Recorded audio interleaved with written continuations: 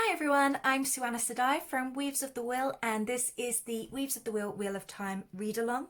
Today we are going to be continuing our read along of Eye of the World, and we are getting into chapter 3, The Peddler. So before we get started, we have already read chapter 1, The Empty Road, and chapter 2, Strangers. Those are separate videos. If you click on our playlists, you'll be able to find the read-alongs for those. If you would like to get involved in any conversations or discussions, you are welcome to do so. Drop us some of your details in the comments and we will get to those. We have a Wheel of Time talk show called Water and Shade. We've already caught up on the prologues and the first 2 chapters from last week, so you'll be able to find that on our playlist as well.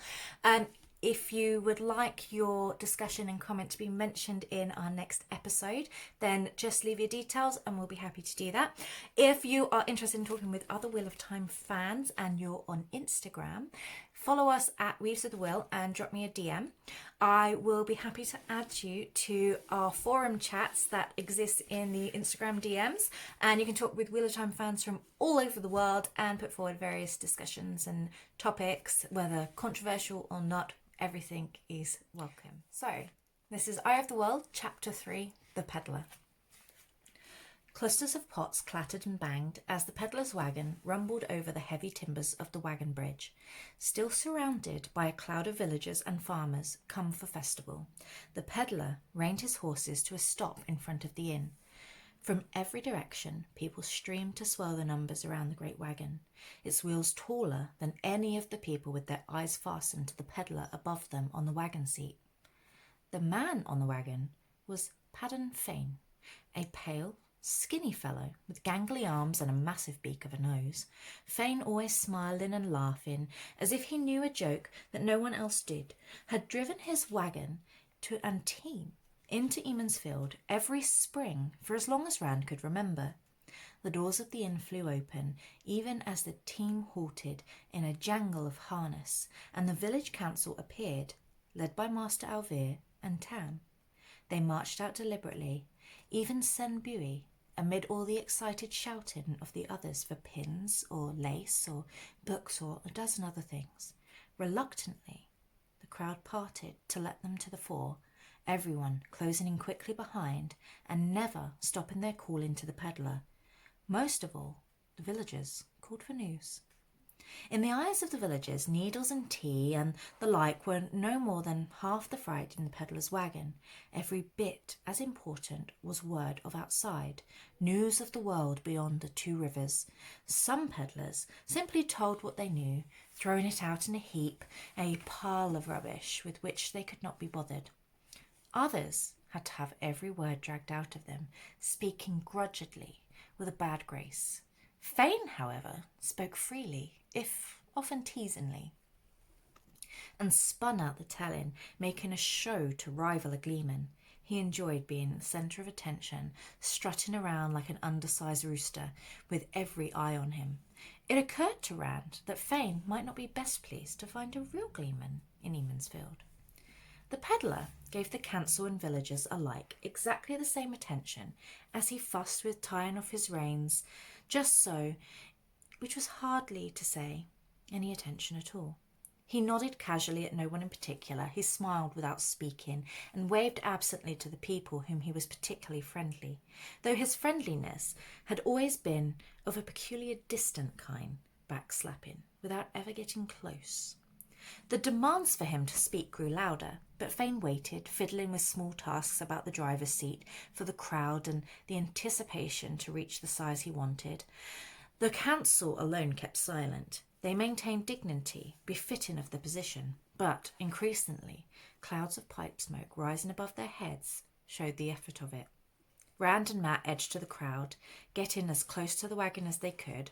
Rand would have stopped halfway, but Matt wriggled through the press, pulling Rand behind him until they were right behind the council. I had been thinking you were going to stay out on the farm throughout the whole festival, Perry and Ibarra shouted at Rand over the clamour. Half a head shorter than Rand, the curly-haired blacksmith apprentice was so stocky as to seem a man, and half as wide, with arms and shoulders thick enough to rival those of Master Lohan himself. He could have easily pushed through the throng, but that was not his way. He picked his path carefully, offering apologies to people who had only half a mind to notice. Anything but the peddler. He had made the apologies anyway, and tried not to jostle anyone as he worked through the crowd to find Rand and Matt. "Imagine it," he said when he finally reached them. "Beltane and a peddler, both together. I bet there really are fireworks." "You don't know the quarter of it," Matt laughed. Perrin eyed him suspiciously, then looked a question at Rand. "It's true," Rand shouted, then gestured at the growing mass of people all giving voice. "Later. I'll explain later." "Later," I said. At that moment, Padan Fain stood up on the wagon seat, and the crowd quietened in an instant. Rand's last words exploded into utter silence, catching the peddler with an arm raised dramatically and his mouth open. Everyone turned to stare at Rand. The bony little man on the wagon, prepared to have everyone hanging on his first words, gave Rand a sharp, searching look. Rand's face reddened, and he wished he were Ewan's size, so that he did not have to stand out so clearly. His friends shifted uncomfortably too. It had only been the year before that Fain had taken notice of them for the first time, acknowledging them as men. Fain did not usually have time for anyone too young to buy a good deal of things off his wagon. Rand hoped he had not been relegated to child again in the peddler's eyes. With a loud harumph, Fain tugged at his heavy cloak. "No, not later," the peddler declaimed, once more throwing up a hand grandly. "I will be telling you now." As he spoke, he made broad gestures, casting his words over the crowd. "You are thinking you have trouble in the Two Rivers, are you? Well, all the world has troubles, from the great blight south to the Sea of Storms, from the Arath Ocean into the west of the Aiel Waste in the east, and even beyond. The winter was harsher than you've ever seen before, cold enough to gel your blood and crack your bones. Winter was cold and harsh everywhere. In the borderlands, they'd be calling your winter spring.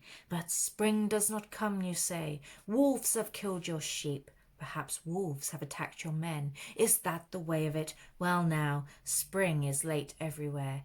There are wolves everywhere, all hungry for any flesh they can sink tooth into, be it sheep or cow or man. But there are worse than wolves or winter.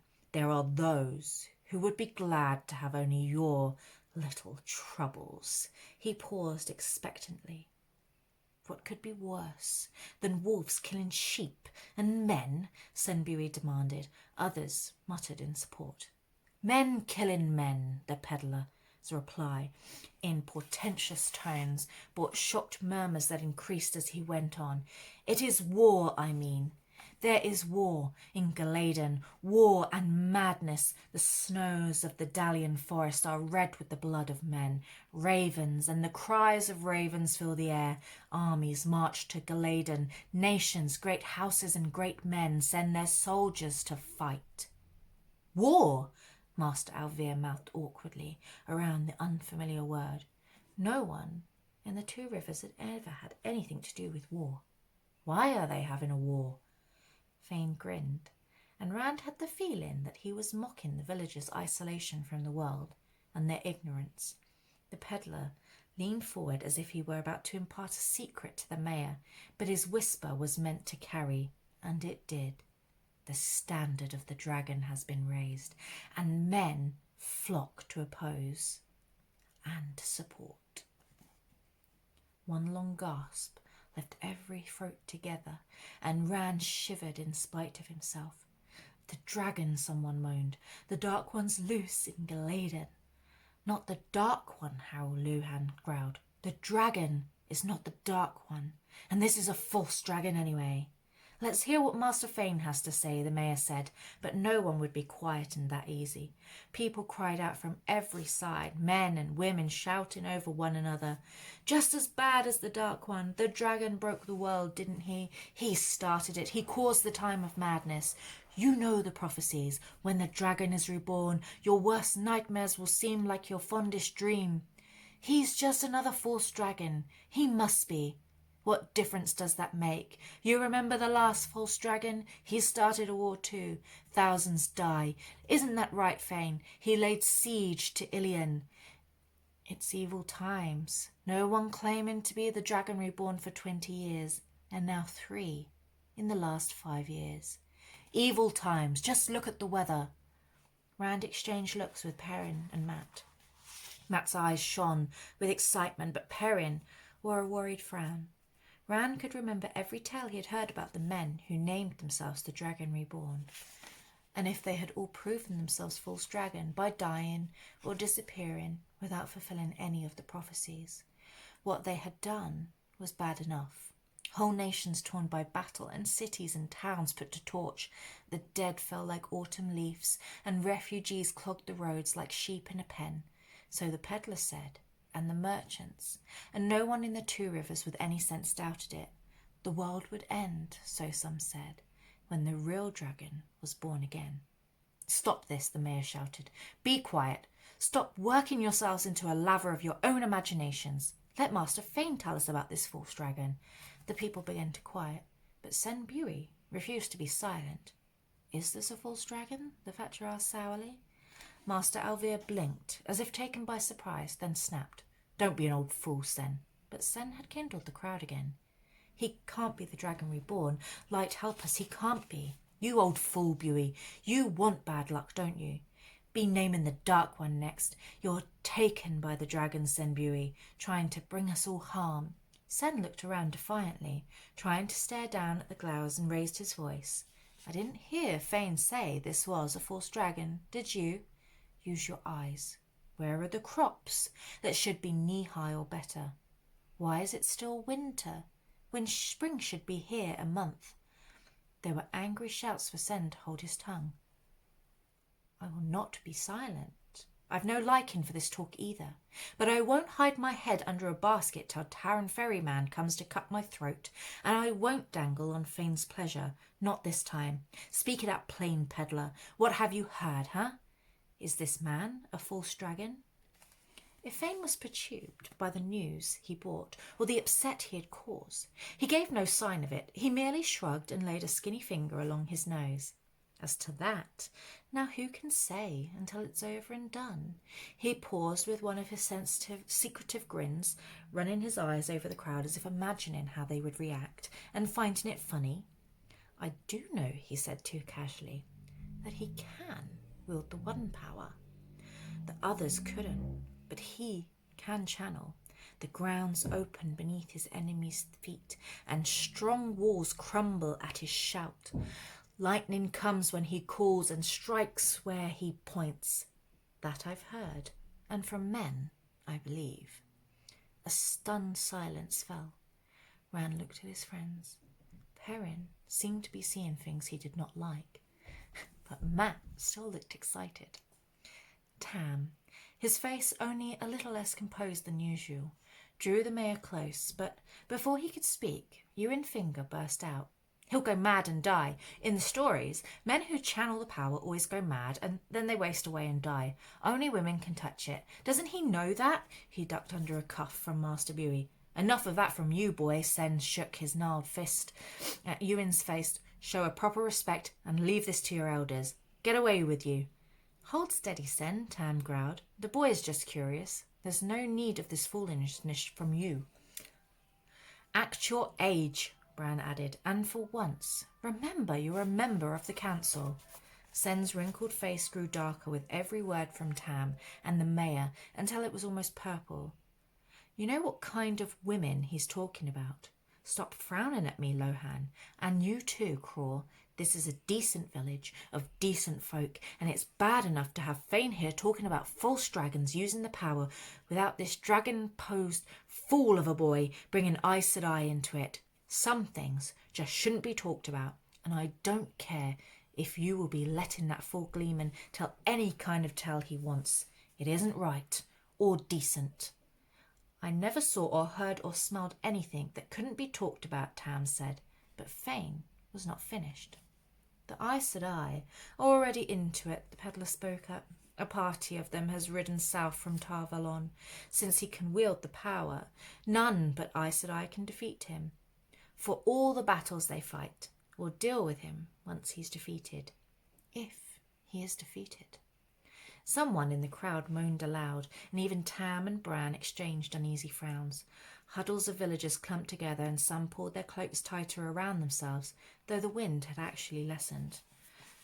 "Of course he'll be defeated," someone shouted. "They're always beaten in the end, false dragons. He has to be defeated, doesn't he?" What if he isn't? All of you listen. Be quiet and listen. The shouting died to a murmur again. This goes beyond mere news from outside. It must be discussed by the village council. Master Fane, if you will join us inside the inn, we have questions to ask. A good mug of hot mulled wine would not go amiss with me now, the peddler replied with a chuckle. He jumped down from his wagon, dusted his hands on his coat, and cheerfully righted his cloak. Will you be looking after my horses, if you please? I want to hear what he has to say. More than one voice was raised in protest. You can't take him off. My wife sent me to buy pins. That was Wit Congar. He hunched his shoulders at the stares some of the others gave him, but he held his ground. We have a right to ask questions too, somebody in the back shouted. Be silent, the mayor roared, producing a startled hush. When the council has asked its questions, Master Fane will be back to tell you all his news, and to sell you his pots and pins. Hugh, Tad, stable Master Fane's horses. Tame and Bran moved on either side of the peddler. The rest of the council gathered behind them. A whole cluster swept into the Winespring Inn, firmly shutting the door in the faces of those who tried to crowd inside them. Pounding on the door brought only a single shout from the mayor. Go home. People milled in front of the inn, muttering about what the peddler had said and what it meant, and what questions the council was asking, and why they should be allowed to listen and ask questions of their own. Some peered in through the front window of the inn, and a few even questioned Hugh and Tad, though it was far from clear what they were supposed to know. The two stolted stablemen just grunted in reply and went on methodically, removing the team's harnesses. One by one, they led Fane's horses away, and when the last was gone, did not return. Rand ignored the crowd, who took seat on the edge of the old stone foundation, gathered his cloak around him, and stared at the inn door. Galaden, Tarvalon. The very names were strange and exciting. They were places he knew only from peddler's news and tales told by merchant guards. Aes Sedai and wars and false dragons, those were the stuff of stories, told late at night in front of the fireplace, with one candle making strange shapes on the wall and the wind howling against the shutters. On the whole, he believed he would rather blizzards and wolves. Still, it must be different out there, beyond the two rivers, like living in the middle of a gleeman's tell. An adventure, one long adventure, a whole lifetime of it. Slowly, the villagers dispersed, still muttering and shaking their heads. Witcongar paused to stare into the now abandoned wagon, as though he might find another peddler hidden inside. Finally, only a few of the younger folk were left. Matt and Perrin drifted over to where Rand sat. I don't see how the Gleeman can beat this, Matt said excitedly. I wonder if we might get to see this false dragon. Perrin shook his shaggy head. I don't want to see him. Somewhere else maybe, but not in the two rivers. Not if it means war. Not if it means Aes Sedai here either, Rand added. Or have you forgotten who caused the break-in? The dragon may have started it, but it was the Aes Sedai who actually broke the world. I heard a story once, Matt said slowly, from a wool buyer's guard. He said the dragon would be reborn in mankind's greatest hour of need and save us all. Well, he was a fool if he believed that, Perrin said firmly, and you were a fool to listen. He didn't sound angry. He was slow to anger, but sometimes got exasperated with Matt's quicksilver fancies, and there was a touch of that in his voice. I suppose he claimed we'd all live in a new age of legends afterwards too. I didn't say I believed it, Matt protested. I just heard it. Nynaeve did too, and thought she was going to skin me alive and the guard both. He said, the guard did, that a lot of people do believe, only they're afraid to say so. Afraid of the Aes Sedai or the Children of the Light. He He wouldn't say any more after Nynaeve lit onto us. She told the merchant, and he said it was the guard's last trip with him. A good thing too, Perrin said. The dragon's going to save us. Sounds like Copland talk to me. What kind of need would be great enough that we want the dragon to save us from it, Rand mused. As well ask for help from the Dark One. He didn't say, Matt replied uncomfortably, and he didn't mention any New Age of legends. He said the world would be torn apart by the dragon's coming. That would surely save us, Perrin said dryly. Another break-in. Burn me, Matt growled. I'm only telling you what the guard said. Perrin shook his head. I just hope that I, Sedai, and this dragon, false or not, stay where they are. Maybe, that way, the two rivers will be spared. You really think they're dark friends? Matt was frowning thoughtfully. Who? Rand asked. I, Sedai. Rand glanced at Perrin, who shrugged. The stories, he began slowly, but Matt cut him off. Not all the stories say they serve the Dark One, Rand. Light, Matt. Rand said. They caused the break-in. What more do you want? I suppose, Matt sighed. But the next moment he was grinning again. Old Billy Congar says they don't exist, I said. Dark friends. Says they're just the stories. He says he doesn't believe in the Dark One either. Perrin snorted. Copland talk from a Congar. What else can you expect? Old Billy named the Dark One. I bet you didn't know that. Light, Rand breathed. Matt's grin broadened. It was just last spring, just before the cutworm got into his fields and nobody else's, right before everybody in his house came down with yellow eye fever. I heard him do it. He still says he doesn't believe, but whenever I ask him to name the Dark One now, he throws something at me. You are just stupid enough to do that, aren't you, Matrim Cawthorn? Nynaeve Almira stepped into their huddle, the dark braid pulled over her shoulder, almost bristling with anger. Rand scrambled to his feet. Slender, barely taller than Matt's shoulder. At the moment, the wisdom seemed taller than any of them, and it did not matter that she was young and pretty. I suspected something of the sort about Billy Congar at the time, but I thought you at least had more sense than to try taunting him into such a thing. You may be old enough to be married, Matrim Cawthorn, but in truth, you shouldn't be off your mother's apron strings. The next thing, you'll be naming the Dark One yourself. No wisdom, Matt protested, looking as if he would rather be anywhere else than there. It was Master Congar, not me. Blood and ashes. Watch your tongue, Matrim. Rand stood up straighter, though her glare was not directed at him. Perrin looked equally abashed. Later, one or another of them would certainly complain about being scolded by a woman not that much older than themselves. Someone always did after one of Nynaeve's scolding, if never in her hearing, but the gaps in ages always seemed more than wide enough when face to face with her, especially if she was angry. The stick in her hand was thick at one end and a slender switch at the other, and she was liable to give a flail to anyone she thought was acting the fool. Head or hands or legs, no matter their age or position. The wisdom so held his attention that, at first, Rand failed to see she was not alone. When he realised his mistake, he began to think about leaving no matter what Nynaeve would say or do later. Egwene stood a few paces behind the wisdom, watching intently. Of height with Nynaeve, and with the same dark colouring, she could at that moment have been a reflection of Nynaeve's mood, arms crossed beneath her breast, mouth tight with disapproval. The hood of her soft grey cloak shaded her face, and her big brown eyes held no laughter now. If there was any fairness, he thought, that being 2 years older than her should give him some advantage, but that was not the way of it. At the best of times, he was never very nimble with his tongue when talking to any of the village girls. Not like Perrin, but whenever Egwene gave him that intent look, with her eyes as wide as they would go, as if every last ounce of her attention was on him, he could just not seem to make out the words he wanted to go where he wanted. Perhaps he could get away as soon as Nynaeve finished, but he knew he would not, even if he did not understand why.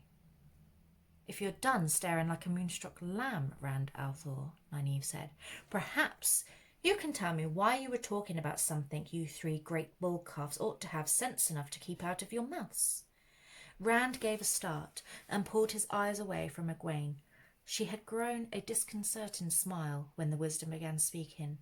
Nynaeve's voice was tart, but she had the beginnings of a knowing smile on her face too, until Matt laughed aloud. The wisdom's smile vanished, and the look she gave Matt cut his laughter off with a strangled croak. "Well, Rand?" Nynaeve said. Out of the corner of his eye he saw Egwene still smiling. "What does she think is so funny?" It was natural enough to talk of it, Wisdom, he said hurriedly. The Peddler, Padan Fane, Master Fane, brought news of the false dragon in Galaden and the war and Aes Sedai. The council thought it was important enough to talk to him. What else would we be talking about? Nynaeve shook her head. "So that's why the Peddler's wagon stands abandoned. I heard people rushing to meet it, but I couldn't leave Mistress Eileen until her fever broke. The council is questioning the Peddler about what happened in Galaden, are they?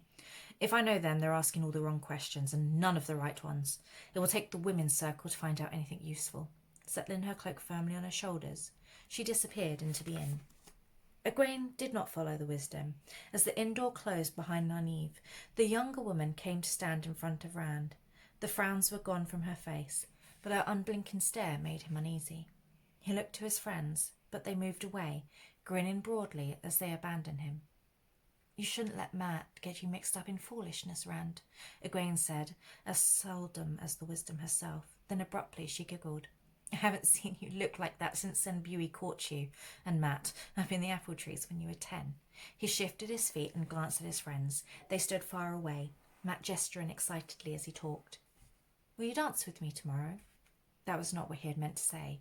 He did want to dance with her, but at the same time he wanted nothing so little as the uncomfortable way he was sure to feel while he was with her. That way he might feel right then. The corners of her mouth quirked up into a small smile. "In the afternoon," she said. "I will be busy in the morning." From the others came Perrin's exclamation, "A gleeman!" Egwene turned towards them, but Rand put a hand on his arm. "Busy how?" Despite the chill, she pushed back the hood of her cloak and with apparent casualness pulled her hair forward over her shoulder. The last time he had seen her, her hair was hung in dark waves below her shoulder, with only a red ribbon keeping it back from her face. Now it was worked into a long braid. He stared at that braid as if it were a viper, then stole a glance at the spring pole, standing alone on the green now, ready for tomorrow. In the morning, unmarried women of marriageable age would dance the pole. He swallowed hard. Somehow it never occurred to him that she would reach marriageable age at the same time that he did. "Just because someone is old enough to marry," he muttered, "doesn't mean they should. Not right away." "Of course not. Or ever, for that matter." Rand blinked. "Ever?" "A Wisdom almost never marries. Nynaeve has been teaching me, you know. She says I have a talent, and that I can learn to listen to the wind. Nynaeve says not all Wisdoms can, even if they say they do." "Wisdom?" he hooted. He failed to notice the dangerous glint in her eye. "Nynaeve will be Wisdom here for another 50 years at least, probably more. Are you going to spend the rest of your life as an apprentice?" "There are other villages," she replied heatedly. "Nynaeve says the villagers north of Taran always choose a Wisdom from away. They think it stops her from having favourites among the village folk." His amusement melted as fast as it came. "Outside the 2 rivers? I'd never see you again. And you wouldn't like that? You've not given any sign lately that you'd care one way or another." "No one leaves the 2 rivers," he went on. "Maybe someone from Taran Ferry, but they're all strange anyway. Hardly like 2 Rivers folk at all." Egwene gave an exasperated sigh. "Well, maybe I'm strange too. Maybe I want to see some of the places I hear about in the stories. Have you ever thought about that?" "Of course I have. I daydream sometimes, but I know the difference between daydreams and what's real." "And I do not," she said furiously, promptly turned her back on him. "That wasn't what I meant. I was talking about me, Egwene." She jerked her cloak around, a wall to shut him off, and stiffly walked a few paces away. He rubbed his head in frustration. How to explain? This was not the first time she had squeezed meaning from his words that he never knew were in them. In her present mood, a misstep would only make matters worse, and he was fairly sure that nearly anything he said would be a misstep. Matt and Perrin came back then. Egwene ignored their coming, and looked at her hesitantly, then crowded close to Rand. "Moraine gave Perrin a coin too," Matt said. "Just like ours." He paused before adding, "And he saw the rider." "Where?" Rand demanded. "When? Did anyone else see him? Did you tell anyone?" Perrin raised broad hands in a slowing gesture. one question at a time. I saw him on the edge of the village, watching the smithy, just at twilight yesterday. Gave me the shivers, he did. I told Master Lohan, only no one was there when he looked. He said I was seeing shadows, but he carried his biggest hammer around with him whenever we were banking the forge fire or putting the tools up. He's never done that before. So he believed you, Rand said, but Perrin shrugged. I don't know. I asked him why he was carrying the hammer if all I saw was shadows, and he said something about wolves getting bold enough to come into the village. Maybe he thought that's what I saw, but he ought to know. I can tell the difference between a wolf and a man on horseback, even at dusk. I know what I saw, and no one's going to make me believe different. I believe you, Rand said. Remember, I saw him too. Perrin gave a satisfied grunt, as if he had not been sure of that. What are you talking about? Egwene demanded suddenly. Rand suddenly wished he had spoken more quietly. He would have if he realised she was listening. Mat and Perrin, grinning like fools, fell over themselves, telling her of the encounter with the black-cloaked rider, and Rand kept silent. He was sure he knew what she would say when they were done. Nynaeve was right, Egwene announced to the sky when the two youths fell silent. None of you is ready to be led off strings. People do ride horses, you know. That doesn't make them monsters out of a gleeman's tale.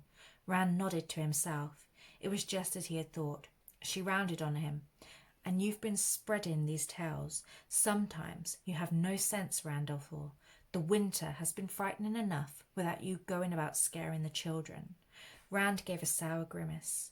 I haven't spread anything, Egwene, but I saw what I saw, and it was no farmer out looking for a strayed cow.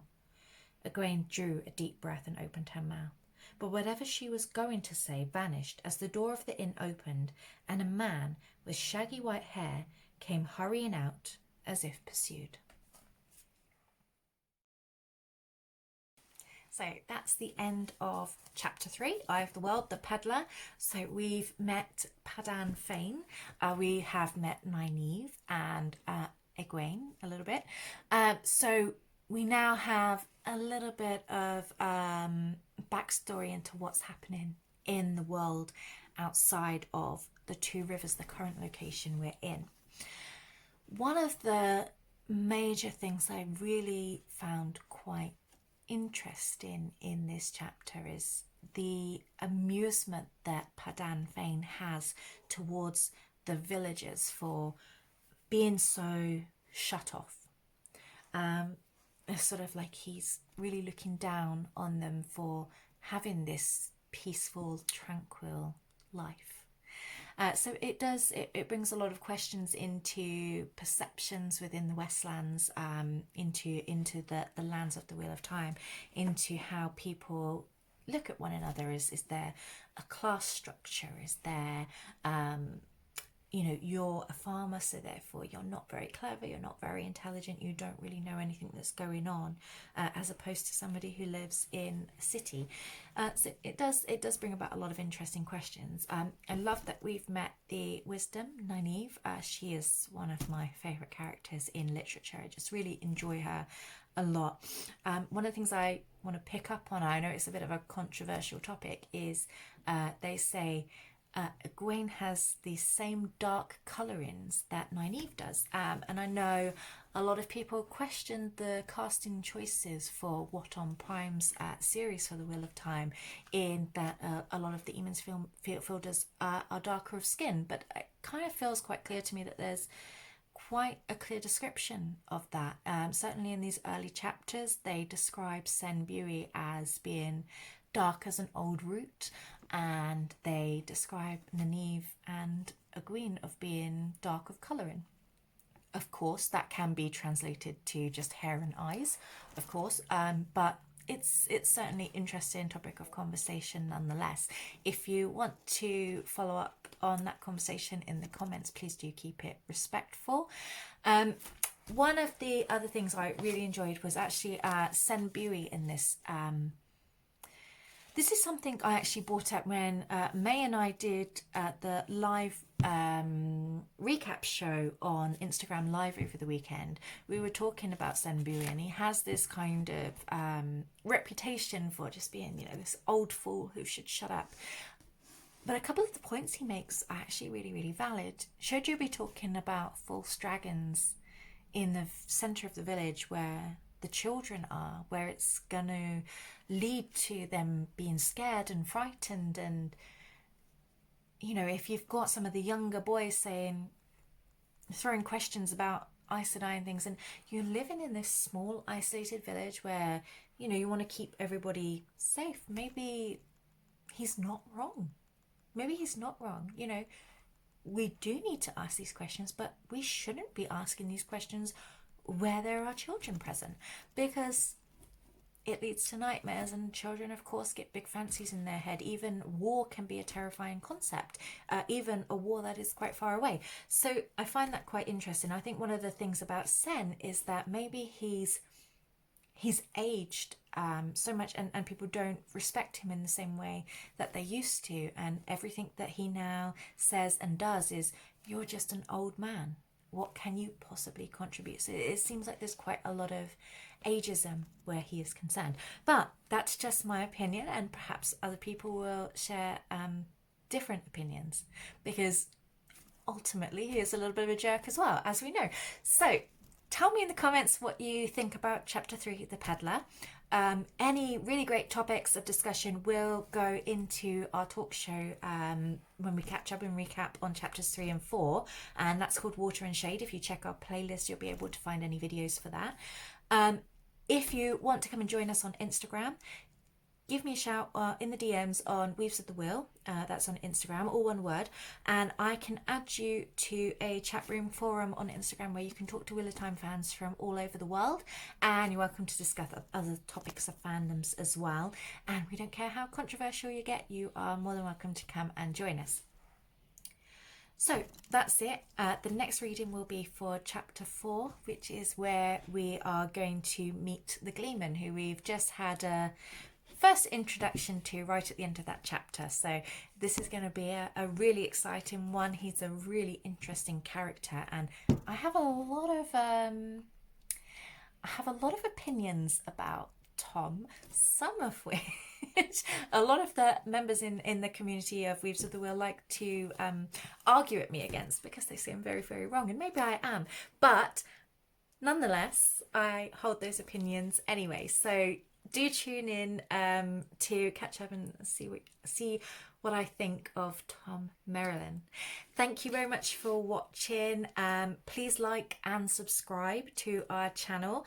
And if you are interested in joining Weaves of the Wheel, we are a social platform.